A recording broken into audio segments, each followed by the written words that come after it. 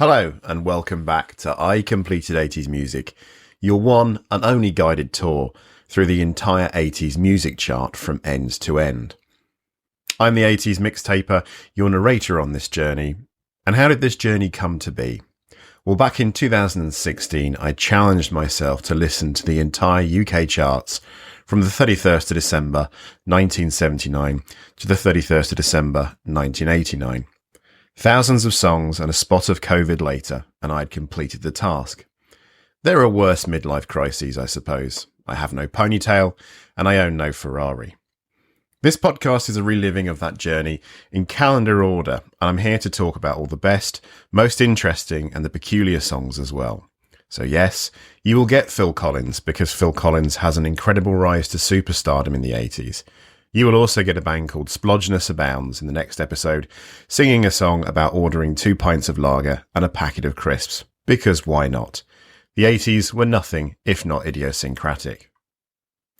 Before we get back to the music, we have some more lovely comments from listeners, this time both from TikTok. Let's start with this one from Tommy M555 on the Dexys Midnight Runners track, Gino. I went to see Gino Washington on the strength of this song. He was amazing. Yes, I bet he was, Tommy. He had such an incredible reputation, especially in the UK, for being a powerhouse of soul. Such an incredible voice, and such a great tribute by Dexys Midnight Runners. Still one of the best songs of the 1980s. Next, Alexandra Petters 1 made this comment on the song Living After Midnight by Judas Priest, but has left it wonderfully open to interpretation. She says, I love them, but seriously, didn't we react to the spandex? Exclamation mark, question mark, suggestive face. Now, I'm not sure if she's talking about watching the band in their spandex or watching the band while wearing spandex. I think we'll leave that one up to the listeners' minds. If you'd like to get in touch with me about any memories of the songs we've featured, any corrections, anything you'd like me to feature on the show, you can either comment on most major platforms. I do trawl them for comments, so YouTube, Spotify, TikTok are all fine. Or you can find me on X and Instagram as the 80s Mixtaper. And we do love your comments, so keep them coming in. Or if you're old school like me, you can always email completed80s@aol.com. It's the 24th of May, 1980, folks. Today we've got one-hit wonders, the godfather of synth, more Judas Priest, and another one of those Daft songs from my childhood. So let's get back into the music. Do you remember, folks, that you will find the links to the playlists for playlist 10 for both Spotify and Apple Music in the episode description.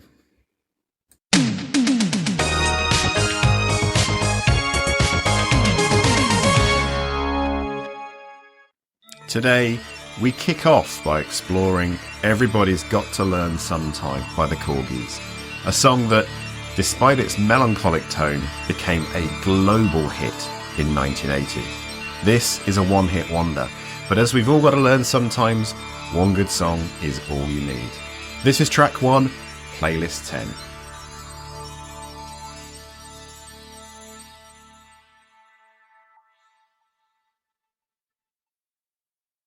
The Korgis, hailing from Bristol, England, were formed in 1978 by James Warren and Andy Davis, both former members of the band Stack Ridge. They quickly gained attention with their debut single, Young and Russian, in 1979, but it was their 1980 release, Everybody's Got to Learn Sometime, that truly put them on the map. Written by James Warren, the song features a distinctive synthesizer line played by Phil Harrison, complemented by Warren's haunting vocals. The lyrics are sparse yet impactful, with the chorus delivering the poignant line, I need your loving like the sunshine. Warren mentioned that the song took only 10 to 15 minutes to write, inspired by his interest in personal transformation and meditation. He noted, it wasn't a romantic song at all. For me, it was all about an individual changing and being a different sort of person. Upon its release on the 24th of May 1980, the single achieved significant success. In the UK, it peaked at number 5 on the official singles chart. Internationally, it reached number 1 in France and Spain, number 6 in Switzerland, and number 11 in Australia. In the United States, it climbed to number 18 on the Billboard Hot 100. Critics praised the track for its emotive quality a memorable melody. Simon Ludgate of the Record Mirror described it as soft music for soft minds, predicting its success. Jim Whiteford of the Kilmarnock Standard highlighted its sweet melody, which tends to stay close to you, rather like aftershave. The song's legacy endures, with numerous artists covering it over the years, like Beck for the 2004 film Eternal Sunshine of the Spotless Mind. Its timeless appeal lies in its universal message of change and introspection, resonating with listeners across generations. Despite the massive success of Everybody's Got to Learn Sometime, the Korgis struggled to replicate its chart impact. Their follow-up singles, such as If It's Alright With You Baby and That Was My Big Mistake, failed to gain significant traction. While their subsequent albums Dumb Waiters in 1980 and Sticky George in 1981 showcased their melodic pop sensibilities, they couldn't capture the same magic that made their breakthrough hit a global sensation. The band eventually disbanded in the early 80s, but reunited multiple times over the years for tours and new recordings. Warren and Davis continued collaborating in various capacities, with occasional lineup changes. Despite their lack of sustained chart success, the Korgis remain celebrated for their distinctive contributions to 1980s pop, with Everybody's Gotta Learn Sometime as their enduring legacy. A bittersweet anthem that still resonates today. Next up, it's the spring of 1980. Gary Numan, the enigmatic pioneer of electronic music, releases We Are Glass, a single that would be a cornerstone of his career. This track marked a significant evolution in Numan's sound, reintroducing guitars into his music after their notable absence in his previous album, The Pleasure Principle. Numan himself acknowledged that admitting guitars had been a misstep, leading to their resurgence in We Are Glass. The song also showcased a broader array of electronic instruments, including the ARP Pro Soloist and Roland's Jupiter 4, complementing the Moog synthesizers that had become synonymous with his style. This is track 2. Give it a listen now.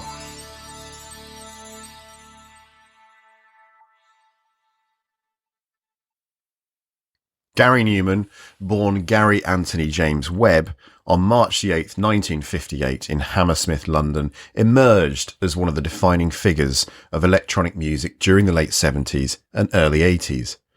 Known for his pioneering use of synthesizers and his cold, futuristic aesthetic, Numan's rise to fame is a story of reinvention, experimentation, and an uncanny ability to tap into the zeitgeist of an era poised on the brink of technological and cultural transformation. Growing up in a working-class family, Numan displayed an early interest in music and technology. As a teenager, he became fascinated with the burgeoning punk rock scene, but found himself more drawn to the experimental possibilities of synthesizers than the raw aggression of guitars. After playing in several punk bands, including the short-lived Mean Street and the Lasers, Numan formed Tubeway Army in 1977 with bassist Paul Gardner and drummer Jess Lydiard.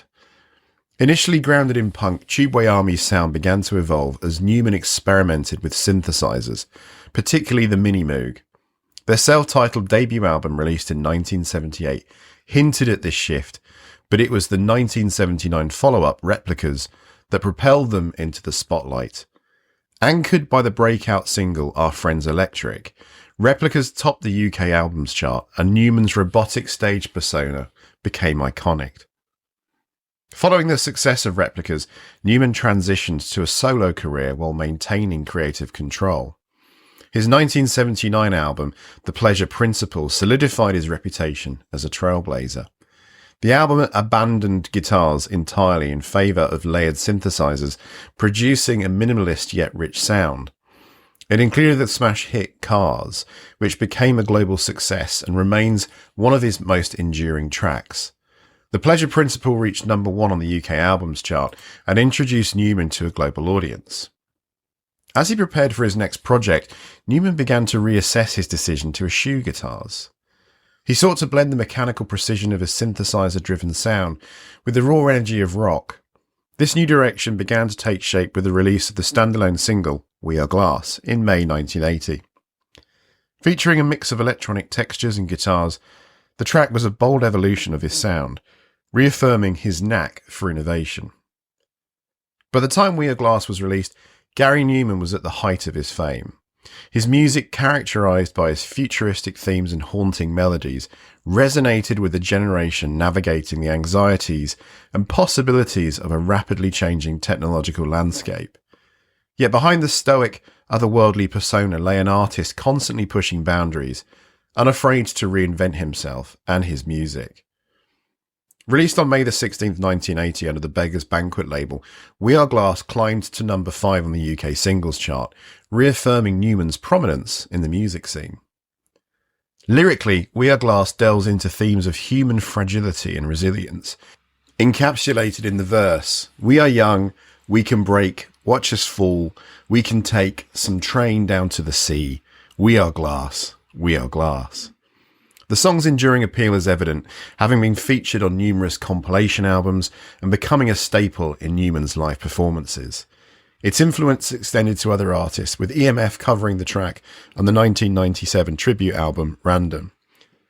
Gary Numan's legacy as a pioneer of the electronic music scene is profound and multifaceted, spanning decades and influencing countless artists and genres.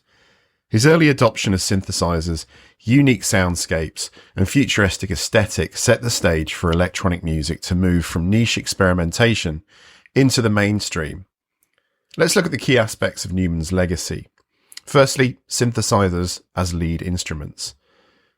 Numan was instrumental in shifting the role of synthesizers from the background elements of a band to forefront. His work, particularly on albums like Replicas and The Pleasure Principle, demonstrated the emotional and atmospheric potential of synthesizers. Tracks like Our Friends Electric and Cars were pivotal in proving that electronic music could achieve commercial success without sacrificing innovation. Secondly, the birth of electropop. Numan's music bridged the gap between the raw energy of punk and the emerging electronic sound. By fusing icy dystopian themes with accessible melodies, he laid the groundwork for the electropop movement of the 1980s. Artists like Depeche Mode, Pet Shop Boys and Erasure followed in his footsteps, building on the path he had carved out. Aesthetic innovation. Numan's robotic stage persona, stark makeup and minimalist fashion sense were as influential as his music. His alien-like presence embodied the themes of alienation, technology and futurism central to his work. This aesthetic deeply influenced the visual language of new wave and synthpop, as well as later genres like industrial music. Numan's impact extends far beyond the 1980s. His music has been cited as a major influence by a wide array of artists across genres. For example, Trent Reznor of Nine Inch Nails. Reznor has credited Numan as a foundational influence, particularly in his blending of electronic music and industrial sounds. The Prodigy. Leon Howlett called Numan a crucial figure in electronic music. The Foo Fighters. Dave Grohl has praised Numan's innovation and timeless appeal. Basement Jaxx, Africa Bambaataa and Lady Gaga have all paid homage to Numan's work, whether through covers, sampling or stylistic nods. Numan's lyrical focus on dystopia, isolation and human-machine relationships struck a chord with listeners navigating the uncertainties of a rapidly advancing technological world. These themes continue to resonate in contemporary electronic music, as seen in genres like synthwave and cyberpunk. Despite commercial ups and downs, Numan's willingness to adapt has ensured his enduring relevance. His later albums, such as Savage, incorporate modern electronic and industrial sounds while maintaining his distinctive voice, attracting new genres of fans. Numan's contribution to electronic music transcended his chart success. He legitimized a genre that was often dismissed as a novelty, demonstrating its capacity for artistic expression and cultural impact. His pioneering work in the late 1970s and early 80s laid the foundation for a digital age of music, influencing everything from synth-pop to EDM. Numan's legacy is not just about being a musician, but as a trailblazer who expanded the boundaries of what music could be, merging human emotion with the cold, precise allure of machines. His vision remains a touchstone for artists seeking to navigate the intersection of technology and artistry. He goes into our 80s pantheon as a pioneering artist. Our track 3 today. Is it funk? Is it samba? Does it matter with this sick beat? Taylor Swift, take note. This is what a truly sick beat sounds like. This is a funky masterpiece from 1980. Teena Marie's Behind the Groove. Give it a listen now.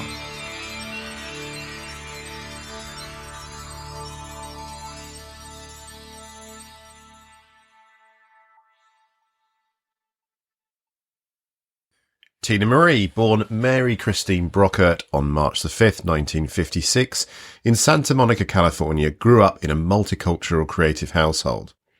Raised in the predominantly black community of Venice, Teena was immersed in diverse cultural and musical influences from an early age. Her love for music blossomed when she started singing at 2 years old, and by her teenage years she was performing in school plays and exploring various styles from opera to R&B.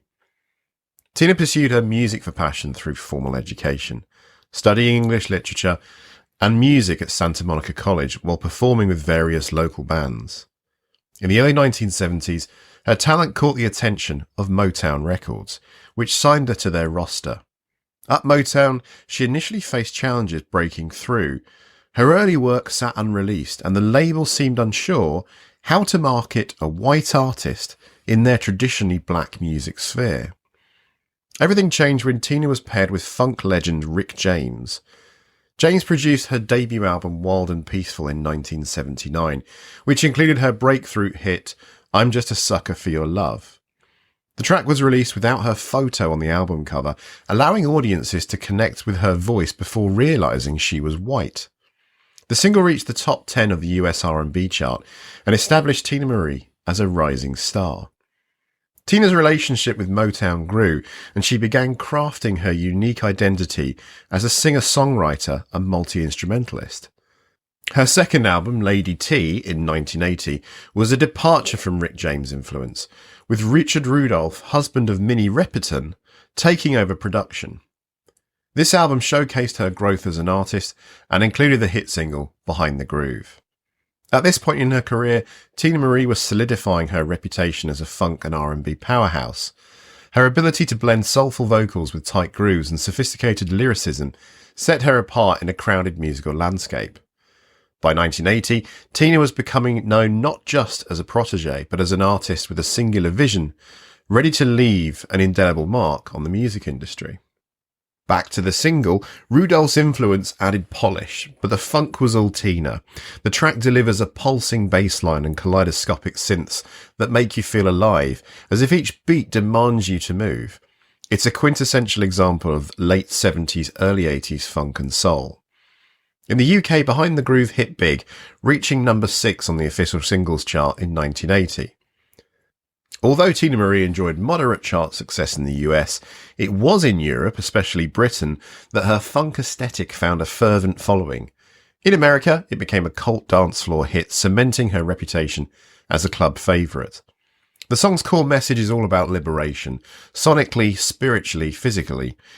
Its most iconic refrain, Behind the Groove, there's another side inside of you, invites listeners to shed their facades and dive headfirst into self-expression.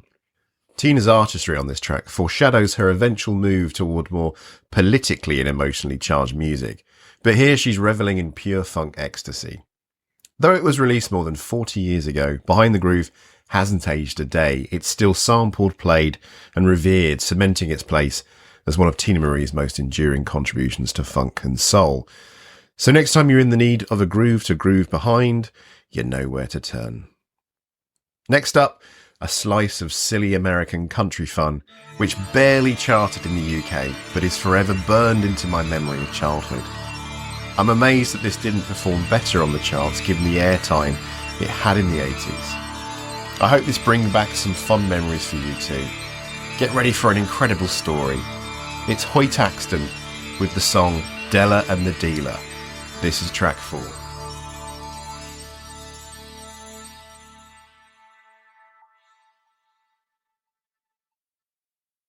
Hoyt Axton's Della and the Dealer is a rollicking narrative that epitomises his storytelling chops. Released in April 1979 as the lead single from his album A Rusty Old Halo, the song showcases Axton's unique blend of country and folk influences. The track tells the tale of Della, her companion the dealer, and their loyal pets, a dog named Jake and a cat named Kalamazoo, as they embark on a journey through the American Southwest. The lyrics paint vivid scenes of adventure and camaraderie with a touch of outlaw spirit.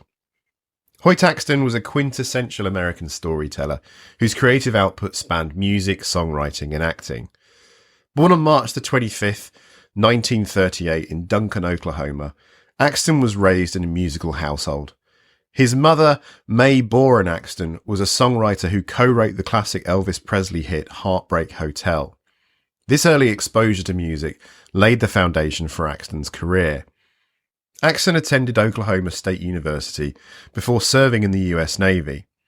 After his discharge, he turned to music, performing in clubs and writing songs during the late 1950s and early 1960s.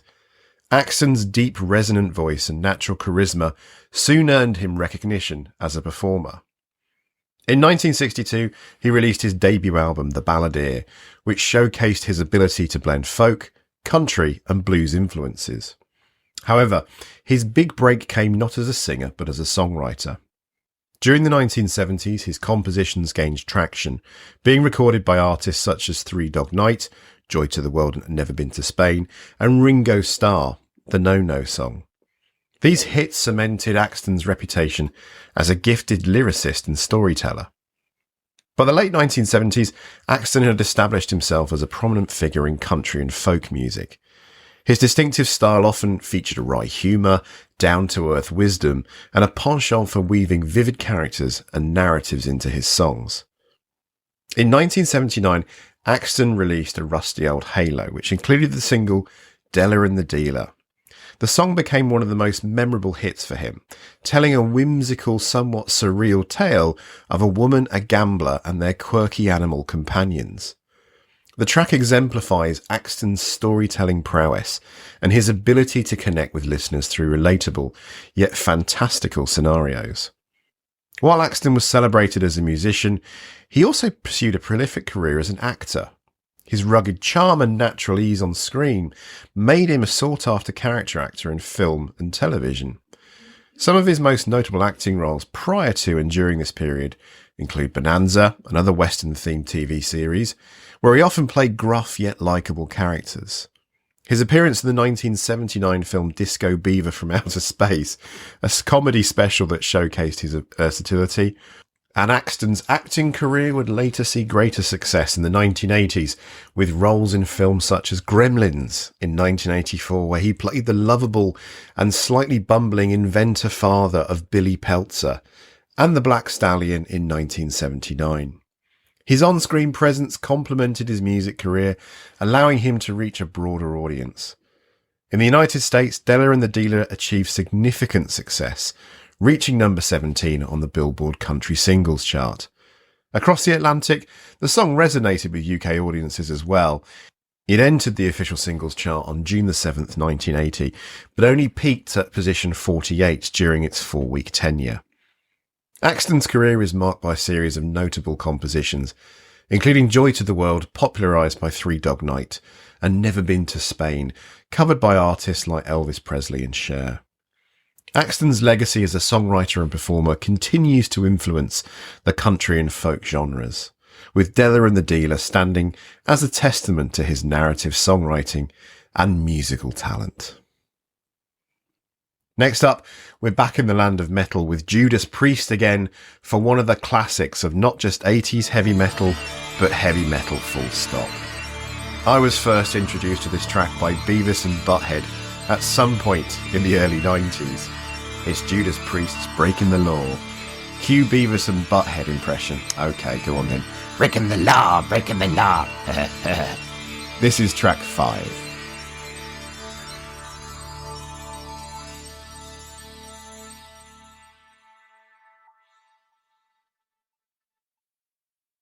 What a song by Judas Priest, a band we first met back in episode 8. Released on May the 30th, 1980, as part of their seminal album British Steel, Breaking the Law is a concise powerhouse at 2 minutes and 35 seconds.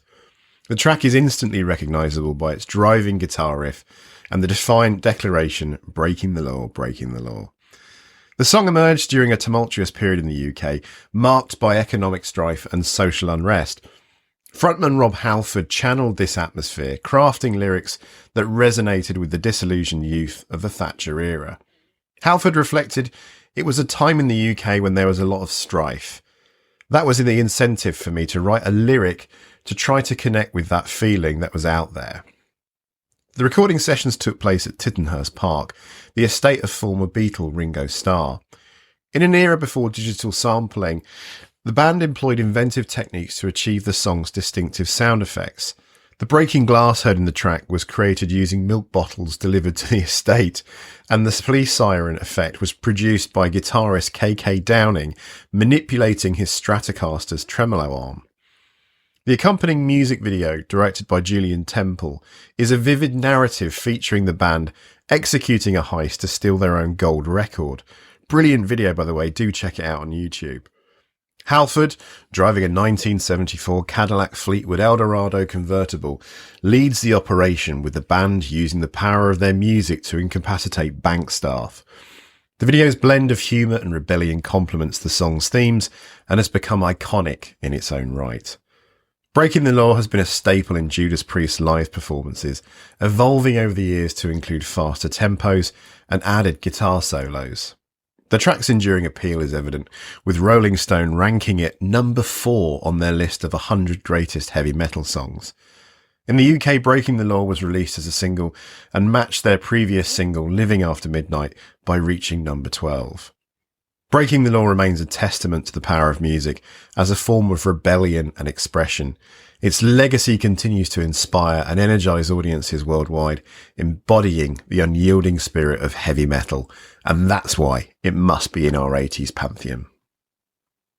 Track 6 today comes from a band in the Rock and Roll Hall of Fame.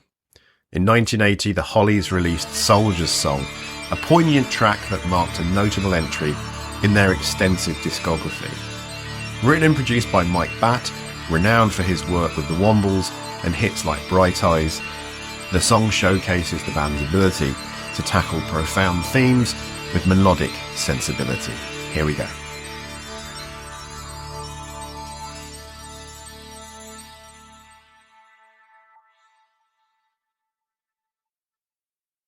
The Hollies, an emblem of British pop rock mastery, emerged from Manchester in the early 1960s with a sound that would become synonymous with dazzling harmonies and timeless melodies. Founded by childhood friends Alan Clark and Graham Nash in 1962, the band carved out a legacy that reverberates through the annals of music history. From their earliest recordings, the Hollies displayed an uncanny ability to blend catchy hooks with complex vocal arrangements. Their first major hit, Stay, climbed to number 8 in the UK charts in 1963, signalling the arrival of a band poised to make waves in the burgeoning British invasion. By the mid-1960s, the Hollies were riding high on a string of chart-topping singles, including Just One Look, I'm Alive, and Look Through Any Window. These tracks showcased their knack for balancing emotional depth with radio-friendly appeal. Their 1966 hit Bus Stop, written by Graham Goldman, became a global sensation, securing their reputation as one of the era's most consistent hitmakers. As the 1960s progressed, the Hollies continued to evolve. Albums like Evolution and Butterfly revealed a band willing to experiment with psychedelic textures and more introspective themes. Graham Nash's departure in 1968 to form Crosby, Stills and Nash could have marked a turning point, but the Hollies proved their resilience, recruiting Terry Sylvester to replace Nash. The band delivered the chart-smashing hit He Ain't Heavy, He's My Brother in 1969, a poignant anthem that has become one of their signature songs. The 1970s brought further success, with hits like The Air That I Breathe, a soaring ballad that remains a hallmark of their artistry. Despite changes in the musical landscape, the Hollies adapted with grace, incorporating contemporary influences while preserving their trademark vocal harmonies. By 1980, the Hollies were veterans of the music industry, but still brimming with creativity. Their single Soldier Song, released that year, demonstrated their ability to tackle socially conscious themes with elegance. Soldier Song delves into the emotional turmoil of a soldier facing the harrowing realities of war. The lyrics convey a deep sense of longing and introspection, capturing the internal conflict between duty and the yearning for peace. Alan Clark's evocative vocals bring this narrative to life, supported by the harmonious backing of Tony Hicks and Terry Sylvester. Upon its release, the single did not perform well, only reaching number 58 on the UK singles chart. And while it didn't climb to the top of the charts, the song did resonate with listeners for its heartfelt portrayal of a soldier's plight. Soldier's Song stands as a testament to the Hollies' willingness to explore complex subject matter through their music. Its reflective lyrics and emotional delivery offer a glimpse into the band's artistic depth during a transformative period of their career. Unfortunately, like for many of the 1960s bands, this was to be their charting swan song, as tastes changed, other than the re-release of He Ain't Heavy in 1990, which topped the charts again. But despite becoming a legacy act, the Hollies still recorded a lot more music and still tour to this day for their ever-passionate fans. In the summer of 1980, as the UK ska revival was in full swing, Bad Manners, a band synonymous with playful irreverence, released Lip Up Fatty. This track, with its infectious rhythm and cheeky lyrics, quickly became a fun anthem of the era. This is track 7, our final track today. Give it a listen now.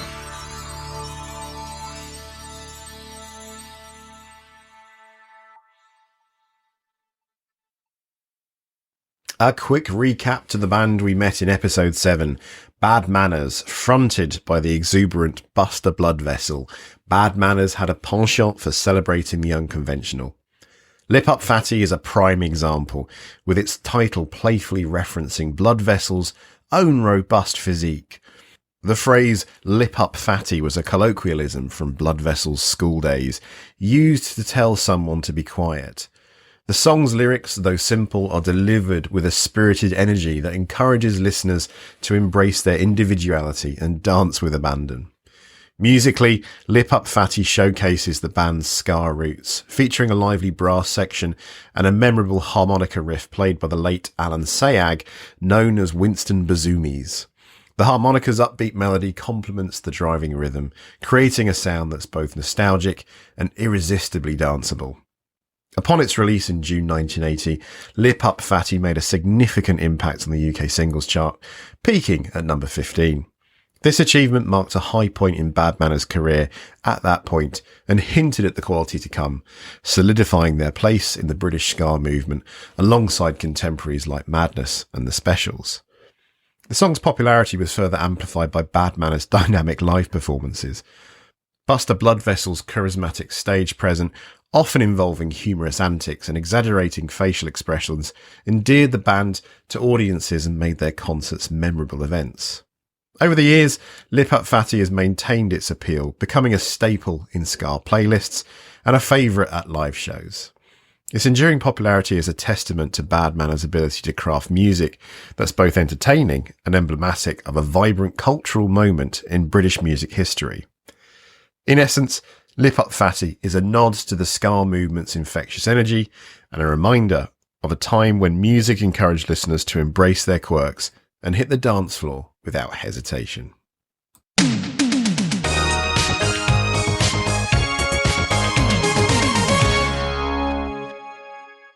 That's all we've got time for this week, folks, but fear not. We'll be back in a week's time with the second half of Playlist 10, which will feature 2 absolutely funky disco classics, 2 quite ridiculous punk songs for very different reasons, and a slice of Bob Marley.